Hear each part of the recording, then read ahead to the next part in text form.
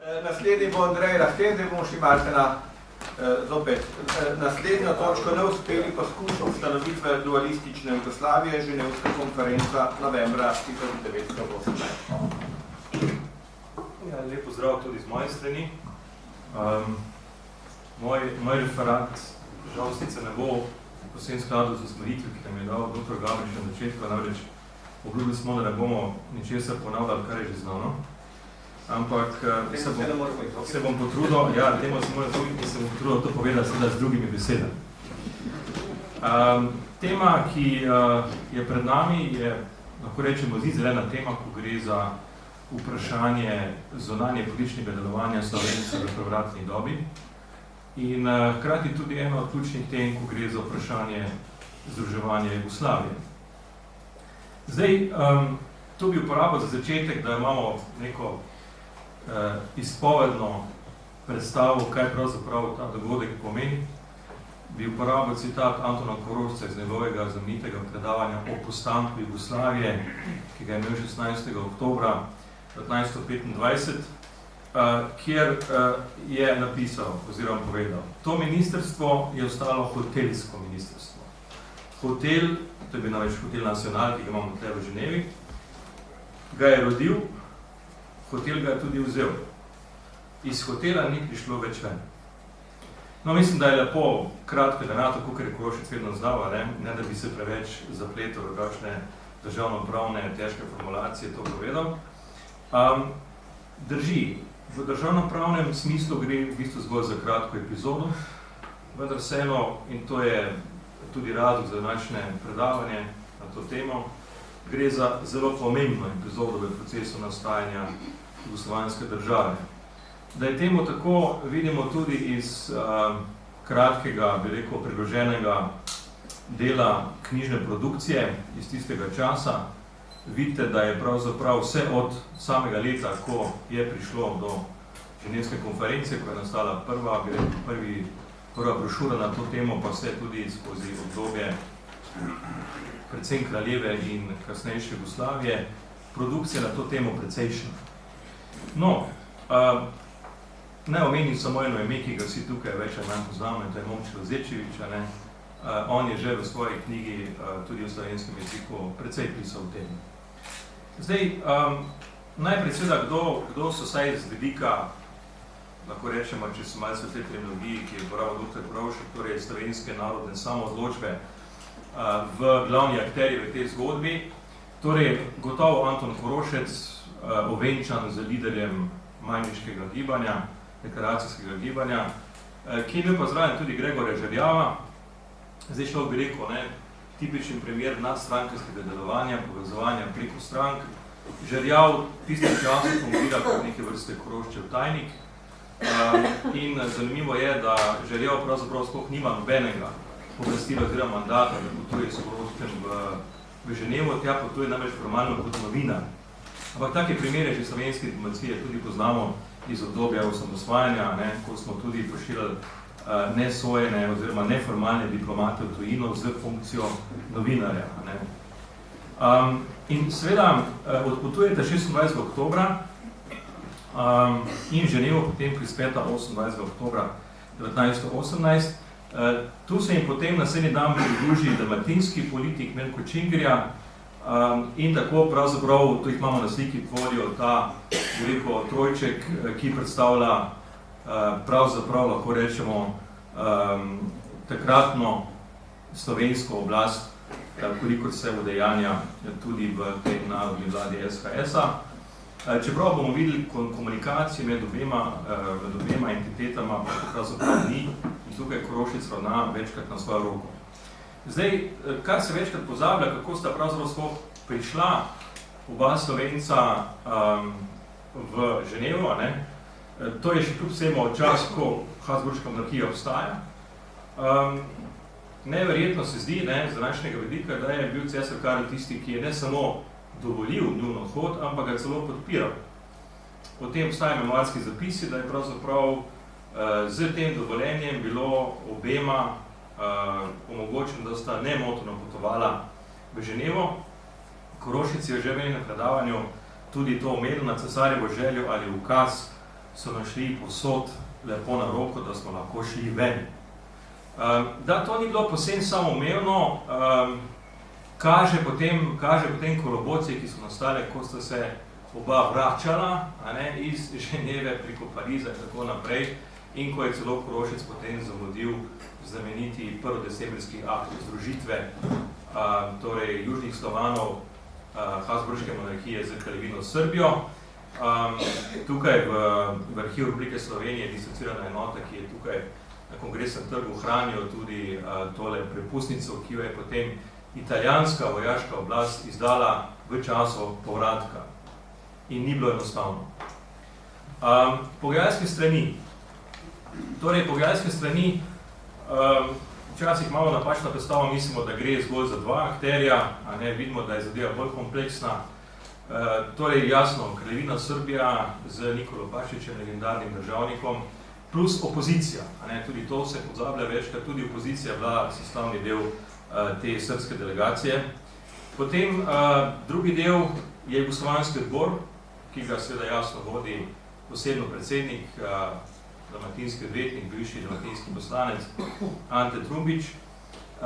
In pa, lahko rečemo, tretja stran, lahko rečemo Narodno veče SKS, kajti Korošec je predsednik Narodnega veča SKS in jasno ima z te funkcije precejšnje pristojnosti, čeprav bomo kasneje videli, da nekterih pa ne si jih je samo vzel. Opozoril bi še na eno, bi rekel, podrobnost, ko gre za pogajalske strani. Pašić pusti na Krfu kot svojega namestnika Stojana Protića. Namreč srbska vlada je takrat še na Krfu in to bomo videli, ima potem ob koncu lahko tudi, v bistvu ima tudi usodni pomen za celotno polomijo, ki se na koncu pojavi v zvezi z tem diplomatskim dogajanjem. Za Protića vemo, on je večkrat uskočil na pozicijo številka 2, če je bilo treba in nekčim pomagal reševati stvari, za kjer Pašić se ni želel angažirati, ali pa regent Aleksander ni želel, da bi se Pašić angažiral.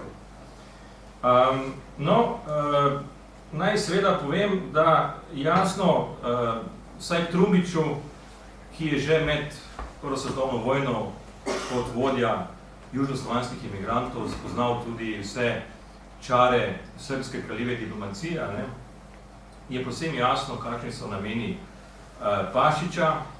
Med njima seveda ni nekih, bi rekel, velikih skupnih točk, imata pa seveda en skupni cilj, da najdeta neko formulo za državno pravno združitev. To se vidi tudi iz pisma, ki ga 31. oktobra Trumbić pošlje Korošcu in ga opozori, da mora strogo ločevati na eni strani med srbskim narodom kot takšnim, ki je seveda nepokvarjen, in na drugi strani Pašićevo vlado, ki jo Trumbić označi v pismu precej nediplomatsko, ena mizerna oligarhija, ki se je prisvojila oblast. Torej, to je seveda tisto, to je prva informacija, ki jo pravzaprav Korošec dobi, ko se kot novopečeni diplomat pojavi v Ženevi in vidi pravzaprav, da bo imel pravka z dvema partnerjema za pogajalsko mizo, ki se niti med sabo dobro ne razumeta. Tukaj bi opozoril še na en detajl, ki ga imamo iz pravzaprav dnevnika oziroma zapiskov Izidora Cankarja ohranjenega, ker Izidor Cankar je bil tudi zelo blizu Korošcu ravno v času administracijskega gibanja dalje. Namreč v zabeležki je zapisal, da je Korošec pripotoval v Ženevo kot hud centralist, citiram. Celo naj bi govoril, da je zanj temelj bodoče združitve Krška deklaracija, ki vemo, da je pač nastala kot produkt sodelovanja Jugoslovanskega odbora in Kraljeve Srbije. Je seveda tudi velik monarhist, in to ostaja pokrejeno tudi do smrti. Je pa dejstvo, da pravzaprav nima pooblastila Narodnega veča SKS, čeprav je njegov predsednik, da bi tukaj izvajal neke pogajalske funkcije, ampak ima zgolj pooblastilo, da v tujini zbira informacije in o njih potem poroča. Zdaj, ta drugi del poročanju se kmalu izkaže za precej optimističnega, kajti komunikacij praktično ni, z domovino.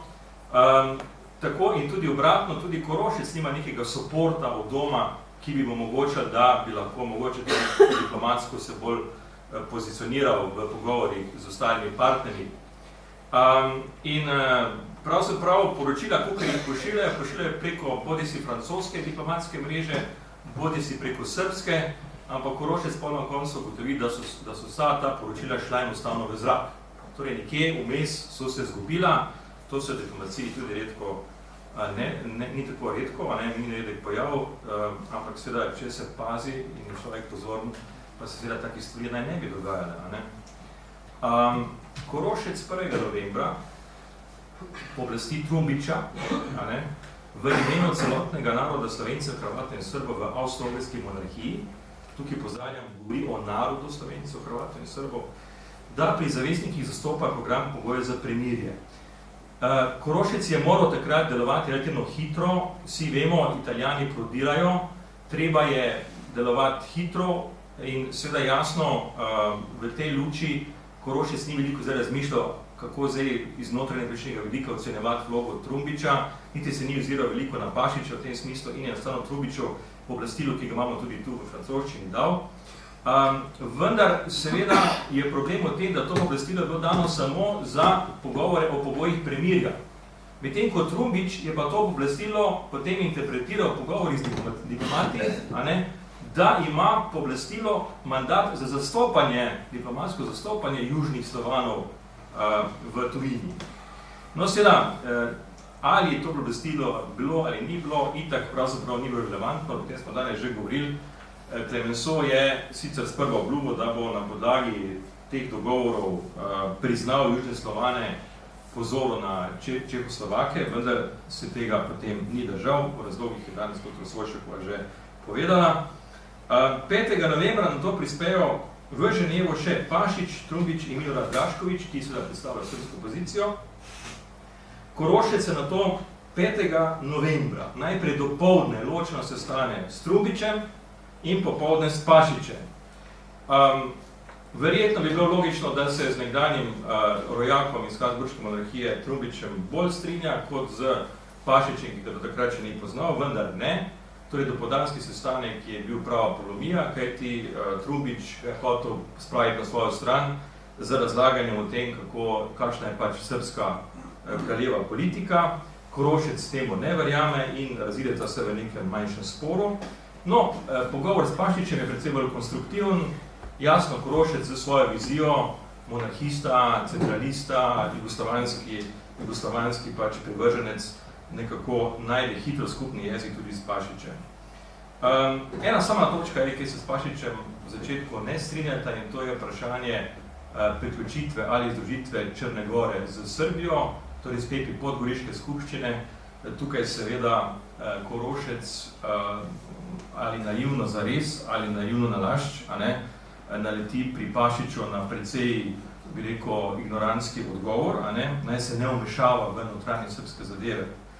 No, Pašič že pravzaprav takoj v začetku predlaga eno rešitev, kako pravzaprav povezati vse tri entitete, predlaga ustanovitev 5-članskega vojnega kabineta. Tukaj po virih, ki jih imamo, gre v bistvu za en predlog, ki ga je dobil od Romunov, in ga je potem prenesel naprej, torej bil bi seveda en predsednik, 2 predstavnika Kraljeve Srbije in 2 predstavnika južnih Slovanov Avstro-Ogrske. Zdaj, lahko se mislimo, kdo bi predsednik te vlade, tisti, ki je pač to predlagal, to je Pašič osebno.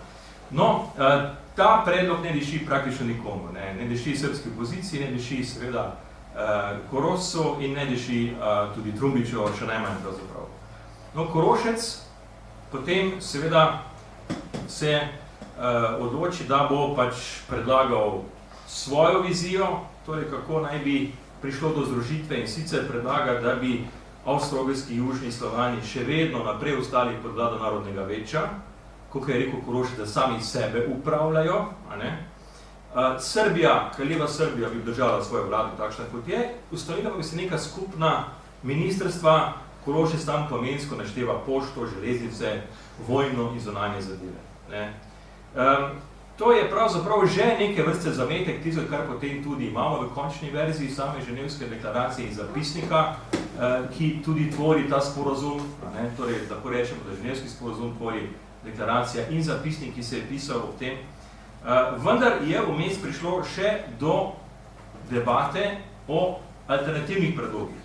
Najprej je padel predlog, ki ga je dal Draškovič v imenu opozicije, Namreč on se je zavzel za neko koncentracijsko vlado, jasno, morate si predstavljati, on je pač v opoziciji, ni v vladi in zdaj išče formulo, po kateri bi spravil tudi opozicijske stranke srpske v vlado in zato predlaga eno gromozansko 17-člansko koncentracijsko ministrstvo.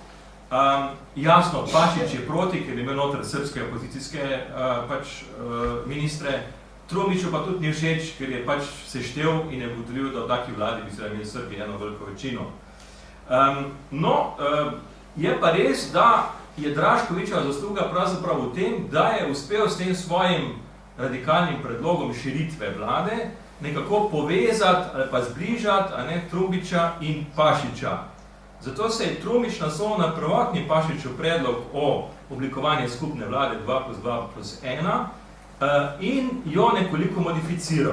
Tako da je pravzaprav sedaj predlagal, da se ustanovi pač neka skupno telo, on je govoril o odboru, kjer naj bi bila združena zunanja politika, vojska, mornarica, skupna finančna politika in pa jasno priprave na konstituantov, ki so bile seveda tudi že predvidene. No, to je pravzaprav tisto, kar lahko rečemo, da v grobem predstavlja seveda vsebino tega, kako naj bi izgledali odnosi v tej tvorbi. Je pa tu še ena točka, ki jo imam Korošec spomniti od vsega začetka, namreč doseči mora, da Pašič in preko njega tudi velesile priznajo narodno vlado oziroma narodno večje SHS. No, to mu uspe Pašiča prepričati, 8. novembra Pašič prizna narodno večje SHS, tudi ta dokument se nahaja v listicirani enoti Arhiva Republike Slovenije na Kongresnem trgu in Pašič potem ne samo to, da prizna narodno večje SHS, on tudi pošle na 4 pomembne diplomatske postojanke pri velesilah srpske navodilo, da naj dosežejo to priznanje tudi pri velesilah. Seveda z tega ni bilo nič. Verjetno se lahko predstavljate, da nekega posebne, veliko entuzijastične podpore pri srpski diplomaciji v tistem času za ta korak ni bilo. Še ena odločitev je potem sprejeta, ki pa zadeva seveda jasno oblikovanje vlade. Spet je Pašič precej samozavestno predlagal samega sebe, da bi vodil to skupno vlado. In spet jasno Trumbiču ta predlog ni všeč, pa jasno tudi srpske pozicije še manj. In na koncu najdejo neko salamonsko kompromisno rešitev, da je sprejeta odločitev, da v to skupno vlado ne smejo biti imenovani šefi strank in pa vodje pogajalskih strani. No, s tem so seveda odpravljeni ti, bi rekel, prestižni boji za samo mizo in nastane takšna, bi rekel, konstelacija dualistične vlade, kakor naj bi izgledala. Tu imamo, bi rekel, kako naj bi bila sestavljena vlada v principu 3+3. Naj povem, da je bil za to vlado predviden sedež v Parizu. Zakaj v Parizu? Zato, ker se je že računalo s tem, da bo bodoča mirovna konferenca v Parizu in da je dobro, da je vlada operativna in da deluje v sami prestolnici, kjer bodo sprejete ključne diplomatske odločitve pri ustvarjanju nove evropske ureditve. To je tudi že precej znano z napisu, namreč ta formula 3+3 pomeni, da bi 3 ministri, ki bi jih imela srpska vlada, torej Ljuba Davidović, Draža Pavlović, Mihajlo Gavrilović, prisegli Aleksandru Karadžordževiću, 3, ki jih je pa kar Korošec sam, brez da se s kom posvetoval, se ni imel s kom, ker komunikacije ni bilo, imenoval torej Janko Brejc, Mirko Čingrija in Dušan Vasiljević, torej vidite formula SHS, torej imamo, čeprav za Čingrijo, njegova nacionalnost je bila takrat seveda tudi vprašanje, ampak dejstvo je, da imamo sedaj formulo 3+3 in ti 3, ki jih je predlagal Korošec, naj bi prisegli, in zdaj tu se je večkrat zgodopisa narobe pove, Koroscu, prisegli bi v navzočnosti Korosca. To je ta razlika, ki pa so seveda Srbi interpretirali in s tem že prehajam proti zadnjim slajdom, ker mislim, da zdaj pridemo do ključnega eventa v celotni zgodbi, namreč tudi takšna ureditev, za katero je bilo jasno, da je zgolj začasnega značaja, vsaj tako so vsi za pogajalsko mizo govorili, pa jasno pomeni vsaj za del srpskega establishmenta poraz. Pašič sicer takrat to pod pritiskom, ker morate si predstavljati osamljen, tukaj kar nekaj veliko za pogajalsko mizo pritiska in ne pozabiti, ne gre samo za pritisk torej Trumbiča in Korošca, gre v prvi vrsti za francoski diplomatski pritisk. Francozi namreč zahtevajo, da do rešitve pride in to čim prej. In tukaj je, vsaj v Koroščevih spominih oziroma predavanj lahko to beremo, ta, bi rekel, komunikacija Francozov neprenehoma, torej neprenehoma zahtevajo, da se vendarle akterji dogovorijo. Tudi sama ideja o sestanku skupnem je nastala na francoskem zelniku, mimogrede, ne. No, ampak očitno, ne glede na francoski pritisk, je nekdo, ki mu ta ureditev ne ustreza. In seveda, to je oseba, ki doslej nismo omenjali, razen enkrat samkrat, to je oseba, ki naj bi se jih priseglo, ampak samo polovica ministrov. Govorimo seveda o regentu Aleksandru Karadžordževiću, za katerega se kasneje izkaže, da je imel pravzaprav ključno vlogo pri miniranju tega sporazuma. Namreč 9. novembra Pašič, ko malce premisli, ponudi odstop Protiću na Krfu. In Protić ne sprejme pač v tem smislu odstopa, ampak enostavno odstopi celotna vlada. Torej odstopi Protić celotno vlado 11. novembra. Razlog, zdi se mu neumestno, če ministri poleg kralju polagajo prisego še komu. Čeprav smo videli, ne gre za polaganje prisega Korošcu kot osebi, ampak v njegovi navzočnosti. Ampak dobro. Protić na to v telegramu Pašiču izreče tudi te, bi rekel, precej ostre diskvalifikacije na račun bratov iz bivše Avstrije. On pravi, so se osvobodili zgolj materialno, ne pa tudi duhovno in še vedno se nahajajo v ideologiji Avstro-Ogrske, citiram. Seveda Avstro-Ogrska dualistična ureditev, tukaj je asociacija povsem jasna. No, Pašič je tu stisnjen v kot, se sicer zgovarja na Aleksandra, to je njegova ogromna napaka, ki naredi, torej ne bi smel omenjati tega svetega imena, ampak on seveda, ker je pod pritiskom, zakaj je prelom besedo, prizna tudi to, da je bil Aleksander seveda proti te rešitvi. No, do največjega, bi rekel, diplomatskega debakla Korošca pride šele kasneje, namreč Korošec zapusti Ženevo, misleč, da je vse ok in da bo zdaj začel graditi to dualistično vlado. Ampak, ko pride v Pariz in ima sestanek pri Stéphane Pichonu, torej francoskem zunanjem ministru, in se hoče 12. novembra pred njim pohvaliti, mi smo pa zdaj dosegli z našimi brati en dober kompromis, pravi Pichon, vem, kaj ste storili, to že ne drži več. Jasno, Pichon je že imel informacije strani srpske kraljeve diplomacije in Korošec je zdaj bil seveda jasno opeharjen iz večjih vidikov. Lahko si predstavljate jezo Korošca, ki takrat, praktično do takrat ni zabeležil nekega poraza v svoji politični karieri. To pa je gotovo bil velik udarec za njegovo politično moč.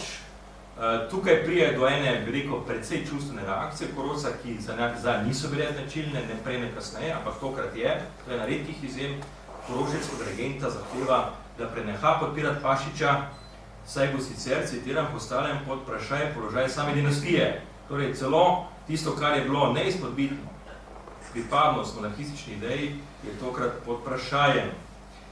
Da pa ne bi bilo Koroščevih nasprotnikov premalo, se vključi, sicer malo pozno, v debato tudi Svetozar Pribičević.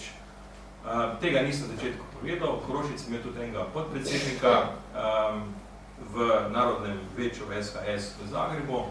To je bil voditelj hrvaških Srbov, Pribičević, ki je pravzaprav bolj ali manj molčal. Njegova komunikacija niti ni šla s Korošcem, ampak je šla direktno kar z kraljevo srbsko oblastjo. In Pribičević se ogradi v tega sporazuma, češ da Korošec sploh ni imel pooblastila, da se pogaja. Torej, nov udarec za Korošca, da ne govorim o tem, da tudi v domačih krogih je bil recimo Bogomil Bošnjak, slovenski podpisnik krstne deklaracije, vesel, da do tega ni prišlo, kaj je imela ženevska odločitev jabolk razdora. In seveda zaključujem, srbsko vladno miniranje ženevskega sporazuma je pravzaprav bil Aleksandrov državni udar. Videli bomo, da ni bil zadnji, in zelo lepo so prišli na dan njegove avtoritarne ambicije, čeprav je šlo za začasno ureditev, niti to ni želel pristati. Posledice so pa predvsem na personalni ravni precejšnje. Torej Pašič, kakor vemo, pri sestavljanju nove vlade, torej prve vlade kraljevine SHS, ne dobi vladnega mandata, mora bolj zakazen kot ne v Pariz iti voditi jugoslovansko delegacijo, mirovno konferenco. Trumbič, ok, je kar zadovoljen, postane zunanji minister, gre v Pariz, ker je hotel iti v Pariz, ne? Korošec se pa Parizu potem izogne. Menim, da je pravzaprav ta diplomatska izkušnja, negativna izkušnja, Korošca pravzaprav napeljala sklepu, da je bolje, da v tej situaciji pusti diplomacijo v primeru, predvsem pa je pomembno to, da je v bližini kralja. To zelo jasno pride do izraza. Zato seveda jasno je zadovoljen, ko se vrne 5. decembra, naslednji dan ima audienco pri regentu Aleksandru in enostavno se zadovolji z funkcijo podpredsednika v Protičevi vladi. Pravzaprav ženevski sporazum pomeni izvoljen poskus ustanovitve dualistične Jugoslavije. Srbskim državnikom ni bil spremeniti začasni dualizem. Videli smo, da notranja politična dinamika je bila močno odvisna od zunanjih okoliščin. Je pa nekaj pomembno. Dve točke za konec. Z to ženevsko konferenco so bila razgaljena kasnejša politična nasprotja, ki so na to pristila novo državo na 90 leti in pa jasno bila ena zelo poučna šola zaključnega narodnega voditelja Antona Korošca. Hvala lepa.